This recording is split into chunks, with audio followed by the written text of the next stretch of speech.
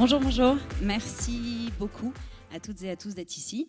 Je suis Tatiana Jama, une des cofondatrices de Sista.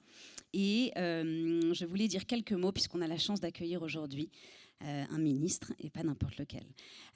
L'histoire de Sista est intimement liée aux parties prenantes de l'écosystème, puisque entre 2018 et 2020, on a eu une phase, je pense, de stupéfaction quand on a réalisé l'ampleur du désastre et les chiffres autour du funding gap.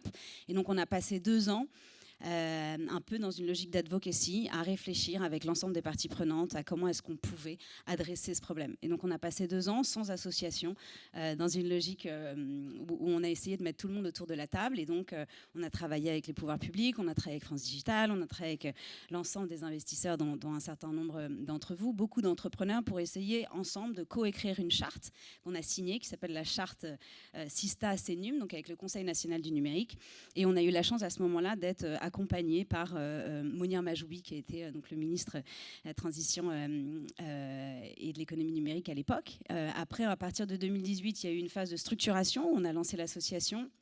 On a lancé les Investors Ally, dont vous faites partie, et un certain nombre d'autres idées pour essayer, encore une fois, d'adresser cette problématique du funding gap. Ils veulent absolument me faire partir, pardon. Et donc, on a notamment lancé 3 pôles. Un pôle entrepreneur, où on aide les femmes à lever des fonds, encore une fois, pour closer, ou tenter de closer ce funding gap. Un pôle investisseur et un pôle data, puisque la data est très importante chez nous. Et je pense qu'on arrive à une phase assez unique, sachant que pendant cette seconde phase, on a eu la chance d'être suivi par Cédrico, et je pense que ça nous a beaucoup aidé aussi à nous rendre plus crédibles et à faire comprendre à l'ensemble de l'écosystème qu'il fallait prendre au sérieux ce problème et essayer d'agir dessus. Et aujourd'hui, on arrive dans une nouvelle phase où il se passe plein de choses. On a notamment lancé un fonds et on a un certain nombre d'événements qui arrivent, dont on parlera tout à l'heure. Et on a la chance aujourd'hui d'accueillir donc Jean-Noël Barrot, qui est ministre délégué chargé de la transition numérique et des télécommunications, qui nous fait le plaisir d'être là aujourd'hui et qui nous accompagne dans cette 3e phase qui s'annonce intense chez Sista. Merci d'être avec nous.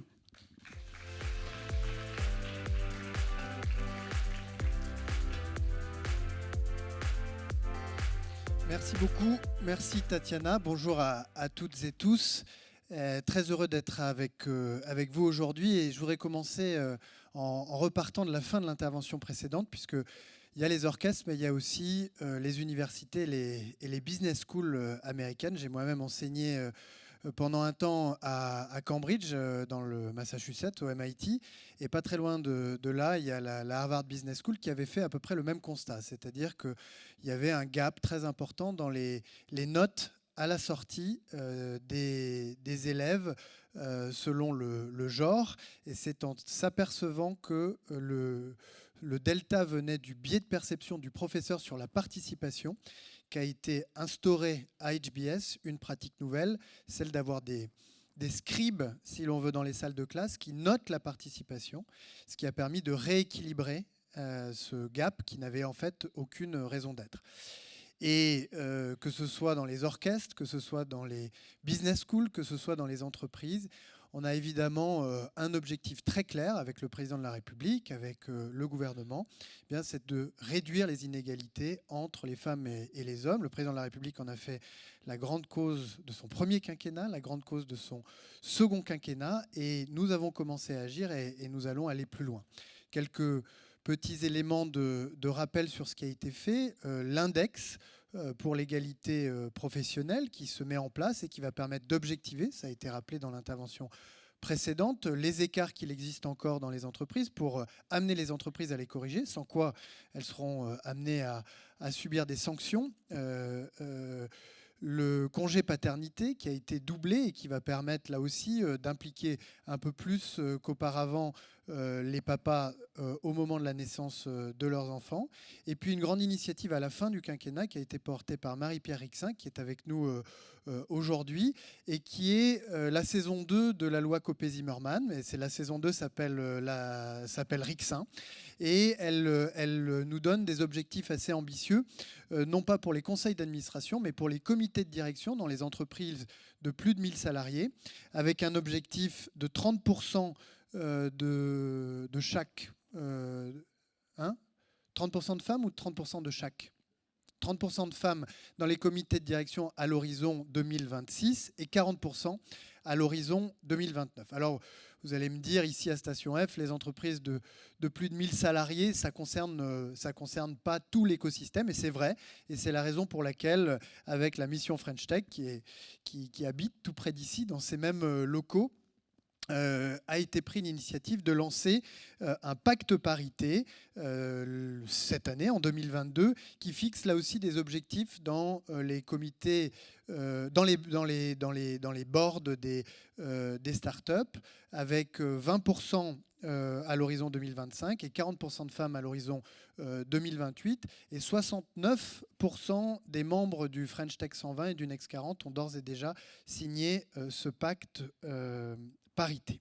Mais effectivement, il y avait une brique manquante, et c'est la question des investisseurs. Et je veux saluer le travail remarquable qui a été fait par Sista depuis la création de l'association. Remercier à nouveau Tatiana pour son engagement, Céline qui a beaucoup œuvré également, avec, il est vrai, le baromètre qui nous permet de mesurer année après année le funding gap que nous voulons résorber, avec le fonds Sista, et je veux féliciter Tatiana pour le premier closing qui vient d'avoir lieu et qui est très prometteur parce qu'il va nous permettre de corriger ces biais et de corriger ce funding gap. Et puis, ça a été cité par Tatiana tout à l'heure, la charte Sista qui invite en quelque sorte les investisseurs à prendre des engagements pour que 30% des partenaires, 50% des équipes d'investissement soient des femmes, avec un objectif très clair: 25% de start-up fondées par des femmes financées à l'horizon 2025, puis 30% à l'horizon 2030, puis 50%, qui est l'objectif qu'on se fixe, à l'horizon 2050, puisque le QI et l'intelligence étant équitablement répartis entre les sexes, il n'y a aucune raison valable pour qu'à l'horizon 2050, et plutôt si nous y parvenons ensemble, eh bien 50% des entreprises dans notre pays, peut-être même un peu plus largement en Europe et on l'espère dans le monde, soient des start-up, des entreprises fondées par des femmes. Et donc merci et bravo à Sista d'avoir su créer cet élan et ces objectifs ambitieux que se sont appropriés un certain nombre des membres de l'écosystème côté financeur.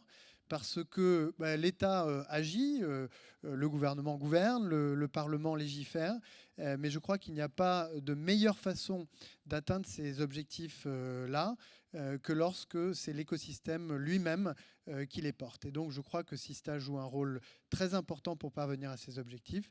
Je voulais donc venir participer à cette journée pour féliciter, encourager Sista dans toutes ses initiatives et contribuer à vos débats. Donc merci beaucoup à toutes et tous.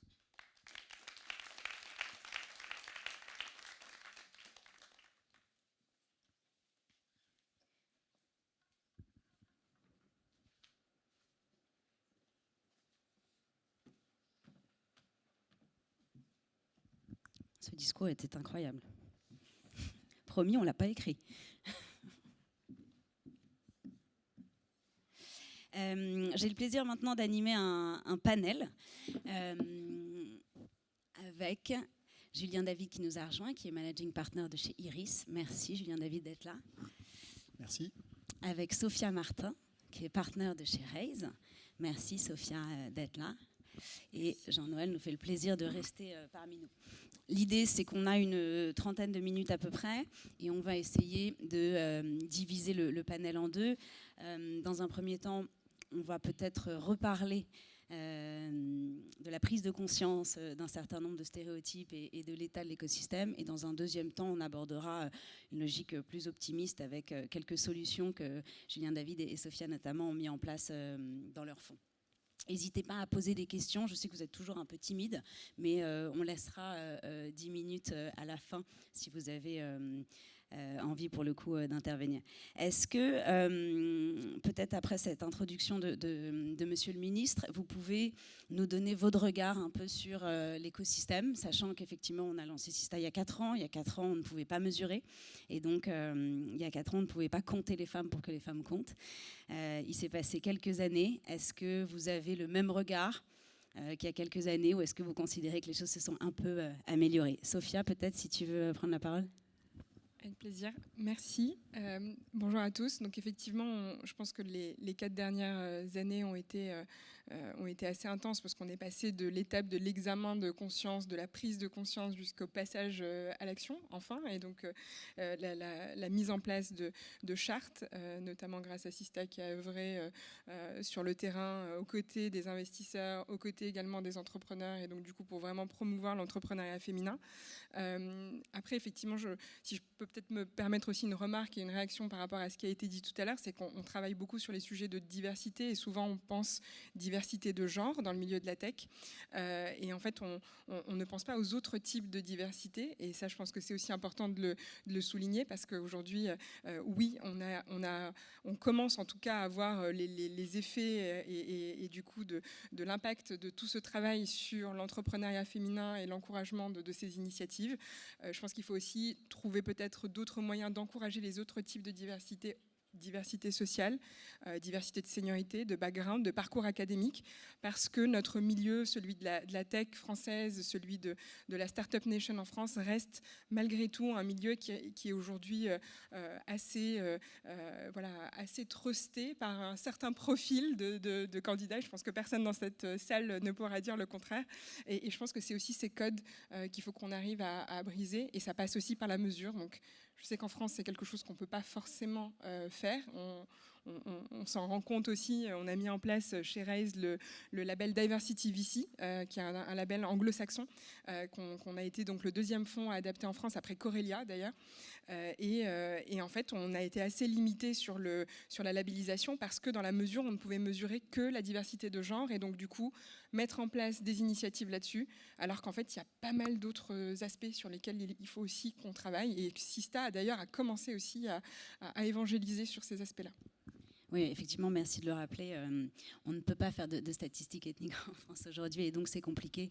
Il y a des initiatives comme Fresh Temps Plein qui prennent notamment les études en cours, mais effectivement, on a un immense travail à faire de ce point de vue-là.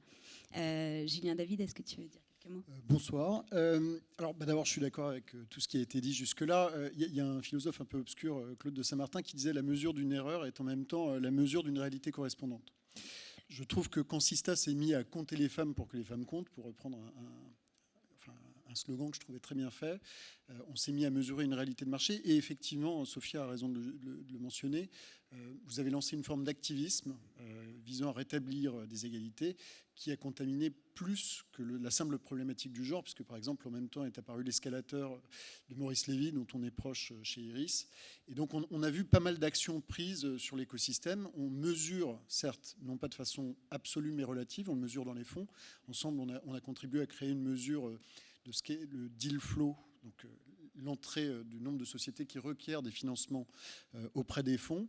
Et on voit qu'en mesurant les choses, d'une part, on réalise l'ampleur de la réalité existante, qui est inégalitaire, qu'il est avant même notre métier d'investisseur, hein, puisque dans la conférence précédente, il y a eu beaucoup de réflexions sur les biais de notre métier qui sont réels et qui sont liés à notre genre, qui sont liés à l'historique, mais qui sont aussi liés à une nature du marché tech qui lui-même n'est pas très divers, hein. Ça commence à l'école, on a eu suffisamment de débats là-dessus. Donc la réalité aujourd'hui, c'est que la situation s'améliore déjà parce que vous l'avez rendu public, parce qu'on en parle. Parler des choses rend les choses réelles. On a pu prendre des actions qui se sont d'abord traduites par la mesure, qui sont traduites aussi par une mixité plutôt au sein même de nos équipes, et on voit aujourd'hui un premier résultat qui sont ton initiative de fonds, qui sont plus de mise en avant, je dirais, paritaire des succès. Hein. Votre initiative était née d'une photo particulièrement mal née où on ne voyait que des hommes en jean et en chemise blanche. Ce n'était pas la tenue qui était visée, bien entendu. Je pense qu'aujourd'hui, on arrive déjà à parler de façon plus libre de ce biais. L'exprimer, c'est souligner la tension, la relâcher un peu en l'adressant. Donc je pense qu'aujourd'hui, les choses s'améliorent parce qu'on en parle. Elles ne sont pas encore complètement adressées d'un point de vue égalité, mais ça, les objectifs que vous avez fixés et que Monsieur le Ministre vous avez rappelés, nous semblent tout à fait atteignables aujourd'hui. Est-ce que peut-être, parce que c'est vrai que moi le déclic a été en 2018 où j'ai commencé à entreprendre en 2008, et en 2018 on a réalisé qu'effectivement les choses n'avaient pas beaucoup changé et qu'il fallait donc mettre de la data puisque on ne peut pas changer ce qu'on ne mesure pas. Est-ce que vous avez l'impression que votre rôle en tant que ministre, en tant qu'investisseur, est clé, et est-ce que vous avez pour le coup les clés pour agir? Enfin, comment est-ce que vous avez l'impression que vous avez pris ces initiatives et pris la mesure pour derrière arriver aussi à convaincre l'ensemble de vos organisations de taguer, de faire un certain nombre d'inclusive hours qu'on fait ensemble. Enfin, il y a quand même énormément de choses et la vie des fonds est intense. Comment est-ce que vous voyez votre rôle peut-être en tant que ministre d'abord et après peut-être en tant qu'investisseur? Ouais, la France, s'agissant du rôle de la puissance publique dans la réduction de ces écarts, que ce soit au niveau professionnel ou au niveau du financement, la France a été plutôt à l'avant-garde avec Copé Zimmermann, qui est une des toutes premières régulations de ce type dans le monde et qui a produit ses pleins effets. On a, comme je le disais, la saison 2, la saison Rixin qui vient et qui est le fruit d'un travail parlementaire lors du premier mandat d'Emmanuel Macron. Et donc je pense que c'est de fixer ainsi des objectifs à atteindre au début des années 2010, puis là, au début des années 2020. C'est une manière d'agir pour casser, en créant aussi des rôles modèles, un certain nombre de biais qui conduisent tous les acteurs de la société à systématiquement privilégier tel type d'investissement, tel secteur. J'entendais tout à l'heure l'intervenante évoquer le sujet des choix des projets qui sont financés. Je trouve que c'est très intéressant de le dire ici, si l'on peut dire, au sous-sol de Station F, puisque à Station F, on a justement toute une travée qui est dédiée au Femtech, qui est un secteur totalement sous-exploité, avec des gisements de valeur énormes, et qui est probablement sous-exploité à cause des biais de comportement des investisseurs. Donc là, on voit bien que c'est une question de justice, évidemment, et fondamentalement, mais c'est aussi une question de croissance économique. Donc, ces objectifs et ces quotas qui ont été fixés par la puissance publique, c'est la première chose qui peut être faite. Et dans les années qui viennent, nous, ce qu'on va essayer de faire, c'est dans le cadre de la mise en œuvre de l'engagement d'Emmanuel Macron de former 400 000 professionnels de plus au métier du numérique à l'horizon des 5 ans qui viennent, et bien d'en profiter pour féminiser massivement, si je puis dire, les métiers du numérique qui aujourd'hui ne sont pas du tout attractifs pour les jeunes filles au moment où elles prennent leurs décisions d'orientation, et pour les femmes un peu plus tard dans leur carrière lorsqu'elles se posent des questions de reconversion. Et pour ça, on va nous aussi passer par la mesure, on va essayer de bien mesurer où se situent les problèmes, les goulots d'étranglement, etc. Et puis on va faire appel aussi aux chefs d'entreprise, à vous, mesdames, qui avez brisé certains plafonds, qui êtes des rôles modèles pour les générations à venir, pour inspirer au moment de l'orientation, convaincre les jeunes filles, les femmes, de s'engager dans des parcours de formation ou dans des jobs dans les métiers du numérique. Alors c'est un peu plus large que la problématique de la création des startups dans la tech, mais à mon avis, ça participe du même objectif. Oui, effectivement. Le premier rôle, alors, je suis obligé d'être honnête, comme on se connaît un peu, le premier rôle, c'était, moi je pensais que j'étais assez ouvert, et tu as réussi à me démontrer précisément avec ce site de la Harvard Business School sur les biais que j'étais un male chauviniste pig. Donc la première étape, c'est de reconnaître I am a male chauvinist pig, fine. Mais au-delà de la blague, les fonds sont en train de se renouveler. Peut-être rappeler, donc effectivement, Julien David parle des tests implicites d'Harvard qui sont disponibles donc, sur le site Projet Implicite. C'est de réaliser qu'on a des biais un peu ancrés, qui sont un peu automatisés. Mais au-delà de ça, on vit une période de renouvellement des sociétés de gestion. Sophia, tu l'incarnes. Nous, on l'a fait chez Iris, puisqu'on est une nouvelle génération d'investisseurs. Tu lances un fonds. Et en renouvelant ça, on a pour rôle de renouveler nos pratiques. Donc, d'abord, il faut s'appliquer à soi-même ce qu'on souhaiterait voir la société appliquer. Donc, diversifier les équipes, les mixifier, alors, volontairement diversifier. On est tous très bien éduqués autour de cette table, je pense. Si on sort nos diplômes, on ne sera pas très loin les uns des autres. Donc, il s'agit d'ouvrir l'écosystème, de le rendre plus égalitaire. Et spontanément, comme on en parlera un tout petit peu plus tard dans nos actions, ça marche. C'est-à-dire qu'on voit apparaître un deal flow qui colle à ce qu'on représente, à ce qu'on incarne. Et ensuite, on a un autre rôle, c'est d'appliquer ces mêmes mesures à nos sociétés. Nos sociétés sont, pour reprendre les termes qui ont été employés à plusieurs reprises cet après-midi, des rôles modèles. Nos entrepreneurs, la façon dont ils se staffent, dont ils s'accompagnent. Donc le travail qu'on fait dans l'accompagnement de nos sociétés, dans la diversification et la mixification des C-level, des boards, est une seconde façon de dire, d'imprimer finalement la valeur du mélange, la valeur de l'ouverture. Nous, on le fait activement, on a mis des CFO. Alors souvent, ça commence, par le remarquer, par des fonctions plus support, CFO, mais en vrai, c'est pas vrai. On a des CMO, on a des Chief Revenue Officers. Et une fois que cette greffe prend, et elle a pris ces 5 ou 6 dernières années, étape 2, la colonne suit, et étape 3, au bout d'un moment, ces personnes quittent des sociétés et inspirées par le succès auquel elles ont contribué, elles lancent leurs propres initiatives, et aujourd'hui, on voit ces résultats. Donc, en investissant, notre rôle étant de trouver de l'argent et de l'investir, on peut jouer ces rôles-là et on les joue autant pour l'intérêt de nos LP que de la société, parce que les deux sont corrélés. C'est parce que nos sociétés changent la société qu'ensuite elles ont du succès, et donc qu'elles sont profitables pour nous. Pour compléter ce que tu viens de dire, et je suis assez d'accord, je pense qu'il y a quand même 2 choses qui sont importantes à rappeler. La première, vous l'aviez dit, Monsieur le Ministre, il y a un sujet aussi d'exemplarité et d'attractivité. Et je pense que ça, c'est 2 choses qui vont de pair, parce que dans diversité, il y a aussi inclusion. Et si on ne crée pas des environnements inclusifs, c'est impossible d'attirer de la diversité.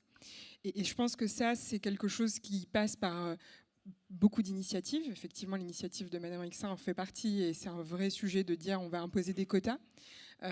Chez Raise, on est aussi passé par ça. C'est une société de gestion qui a été créée par 2 cofondateurs paritaires, donc Clara Guémard et Gonzague de Blinière, et qui a décidé d'imposer la parité à tous les niveaux des fonctions des équipes. Donc les équipes d'investissement sont toutes co-dirigées par un homme et une femme.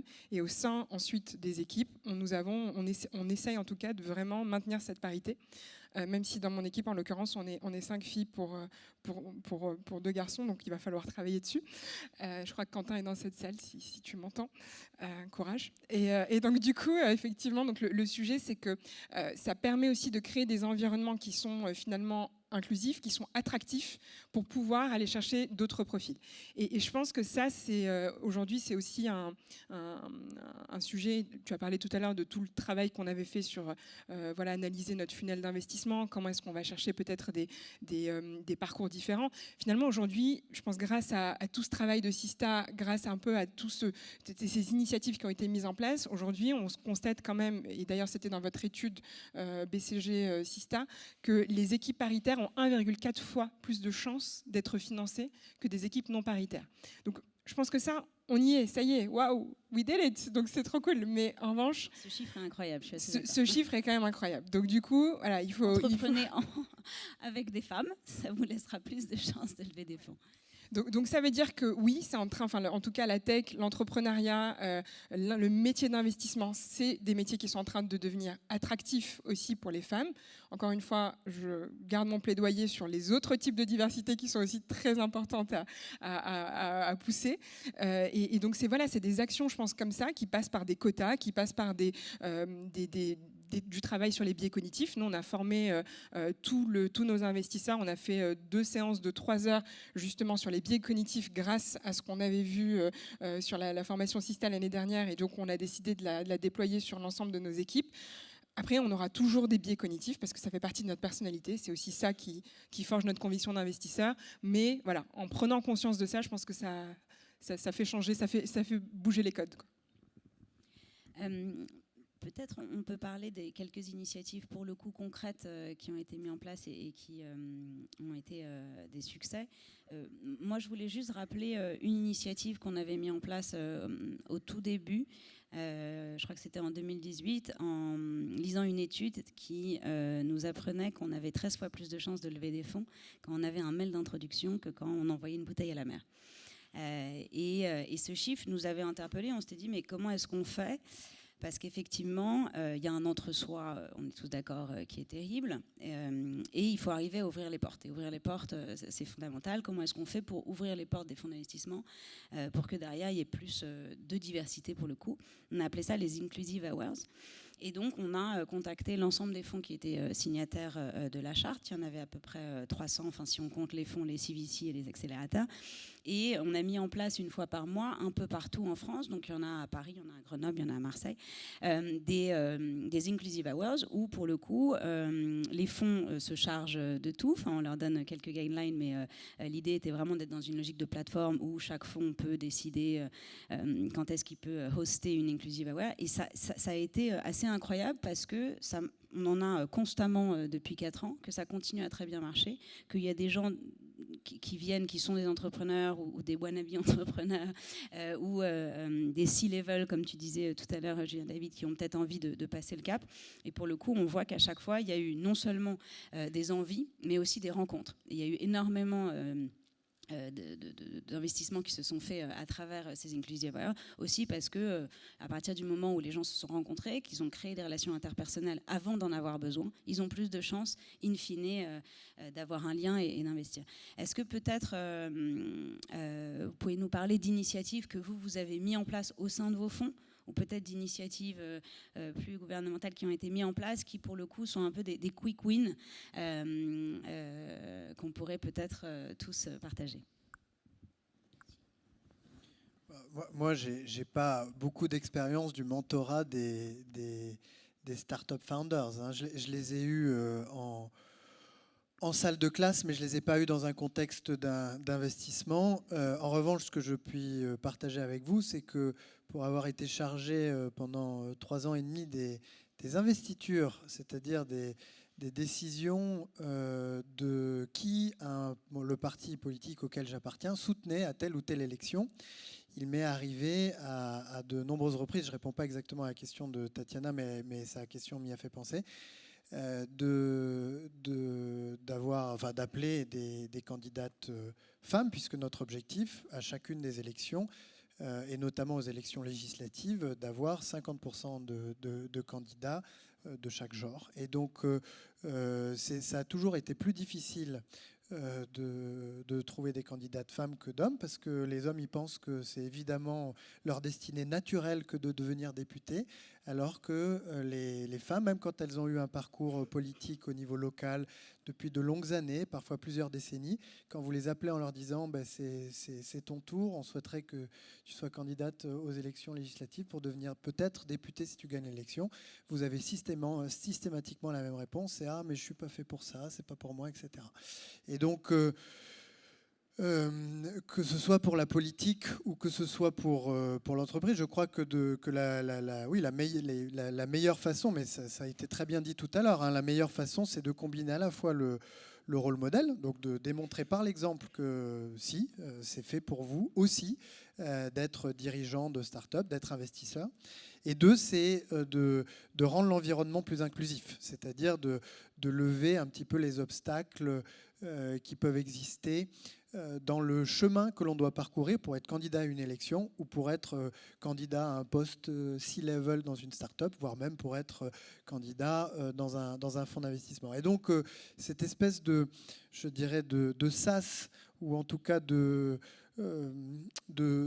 d'espace un peu de confort dans lequel on peut rencontrer un partenaire ou qu'on peut rencontrer un investisseur et se livrer et échanger sans que toute la réputation soit engagée, sans que tout ça n'engage un avenir ou une candidature, etc.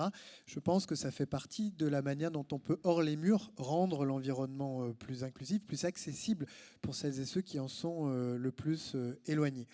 Nous, de notre côté, qu'est-ce qu'on fait ? Eh bien, avec la mission French Tech, on a un outil qui s'appelle le Community Fund, avec lequel on va financer des initiatives qui sont portées non pas par des entreprises ou par des fonds, mais par des structures associatives. Ça peut être les capitales, les communautés French Tech, peut-être certains d'entre vous connaissent.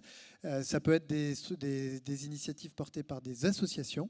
Et je serai demain à Lille pour annoncer les lauréats de l'édition 2022 du Community Fund, dont une partie importante viendra adresser des questions de parité, et notamment en faisant levier de ces 2 forces que sont les rôles modèles d'un côté et puis l'inclusivité, l'accessibilité de l'autre. Merci, il nous reste... on a encore le temps pour les questions après ou on a 3 minutes? Très bien. 3 minutes de questions ou 3 minutes pour... Ah, d'accord. Bah, est-ce que... Non, mais si vous voulez dire un mot sur... je sens que tout le monde va être très timide, donc le temps que quelqu'un qu'un courageux lève la main. Est-ce que Sophia ou Julien David, vous voulez terminer sur les solutions que vous avez mises en place ou vous avez déjà tout dit? Toi, tu en as détaillé pas mal. Moi, je me souviens des premières conversations sur la charte où justement on s'était dit, tiens, déjà pour pas commencer par mesurer le deal flow.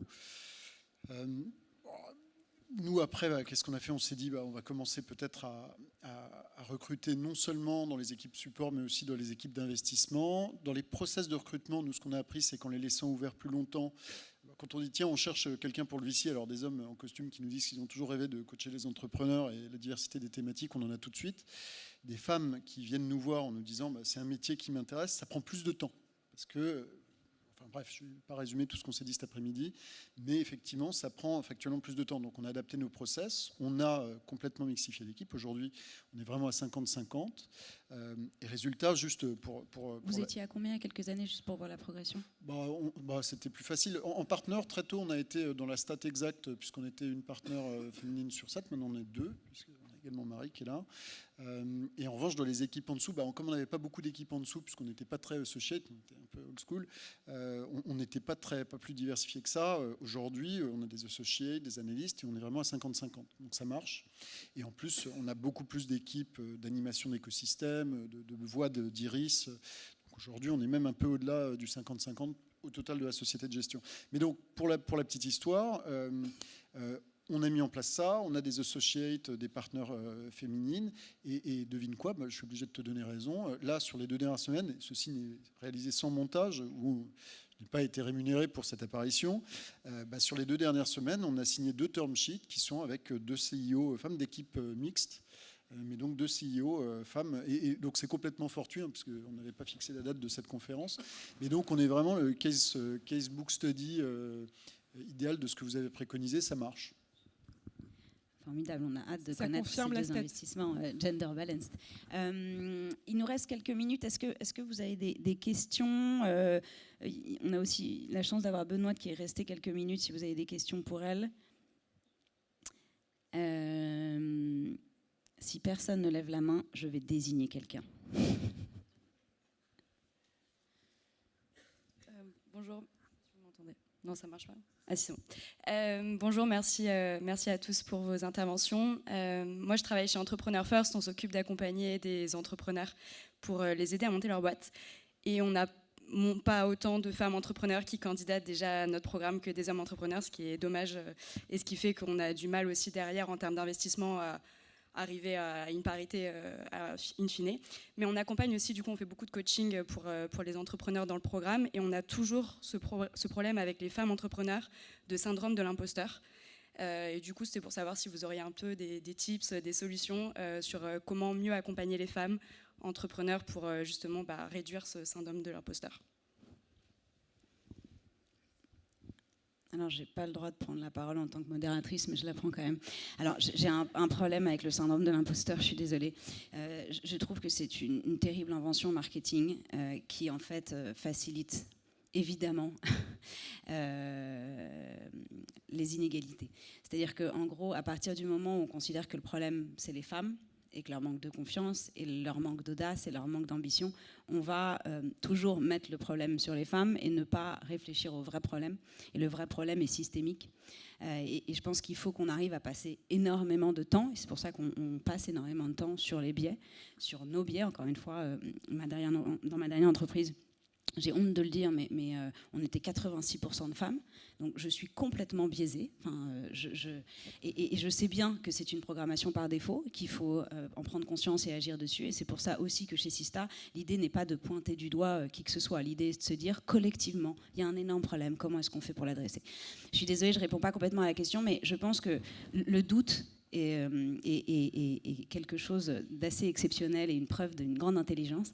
Et donc si à un moment donné il y a des doutes, il faut effectivement accompagner les femmes pour essayer de leur faire comprendre évidemment qu'elles ont toute leur place, mais ne pas trop mettre le doigt sur la problématique et le fait que ce soit les femmes elles-mêmes qui sont à la source du problème, parce qu'à mon avis, c'est bien plus complexe que ça.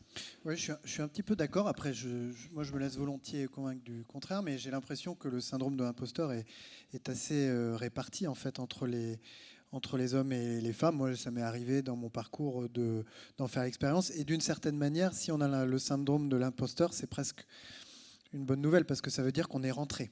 Alors après, on est rentré avec ses doutes, avec ses questionnements, et peut-être quand on est justement un peu plus, quand on a une proportion plus grande à ce syndrome, avec peut-être au départ une petite longueur de retard, mais dans la vie, la fable nous le rappelle, hein, c'est la tortue qui gagne et c'est pas le lièvre. Et donc ce doute, effectivement, il faut réussir ou en tout cas, il peut être un atout, parce que quand on arrive dans un environnement où on a l'impression d'être un peu illégitime au départ, on se pose aussi beaucoup de questions sur le fonctionnement de cet environnement. Et au départ, c'est un peu déstabilisant, mais ça peut vous permettre, en tout cas moi c'est mon expérience personnelle, ensuite de surperformer parce que vous êtes posé les bonnes questions au départ. Et au fond, c'est une bonne nouvelle. C'est-à-dire que si à un moment donné, il y a ce sentiment, c'est qu'on est sorti de sa zone de confort. Et sortir de sa zone de confort, c'est avancer. Alors, je crois que Benoît peut peut-être donner un avis plus scientifique que le nôtre. Je voulais juste aller dans votre sens également, c'est-à-dire qu'aujourd'hui, on n'a aucune preuve scientifique que le syndrome de l'imposteur soit typiquement féminin ou spécialement attribué aux femmes. Donc effectivement, s'il y a des interventions sur ce sujet, en tout cas, ça paraît tout à fait cohérent de l'adresser à l'ensemble des femmes et des hommes, entrepreneurs ou candidats. Mais en tout cas, on n'a aucune preuve. C'est vraiment un espèce c'est les médias qui se sont emparés de cette question-là en disant c'est très typiquement féminin. Absolument pas. On n'a aucune preuve aujourd'hui de ça. Voilà, je me permettais juste de l'apport un peu scientifique. Mille merci, Monsieur le ministre, d'avoir été parmi vous. Je crois que vous devez partir. Et donc, encore merci d'être là. On espère vous voir à de très nombreuses occasions parmi nous. Merci beaucoup à vous. Je vous laisse donc et bonne soirée.